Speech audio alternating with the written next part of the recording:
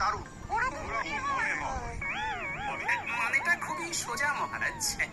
আমাদের রাজ্য ছাড়া অন্য রাজ্যের খবর নিলে জানা যাবে কোথায় কি হয়, আর তার নিরিখে কৃষ্ণনগরের স্থান কোথায়। তুমি মহারাজকে কি অপমান করতে চাইছো গোপাল? এই ধৃষ্টতা এই অধম গোপালের নেই মন্ত্রী মশাই, তবে ভালোরও তো ভালো আছে, তাই বললাম আর কি। আমাদের প্রজাদের তো পূর্ণিমা অমাবস্যা এটা সেটা সমস্যা লেগেই আছে। তা বাকি রাজ্যে কিভাবে সব সমস্যার সমাধান হচ্ছে আমারও মনে হয় সেটা জানা খুবই জরুরি। গোপাল ঠিকই বলছে, নিজের সৌন্দর্য কখনো নিজে বোঝা যায় না।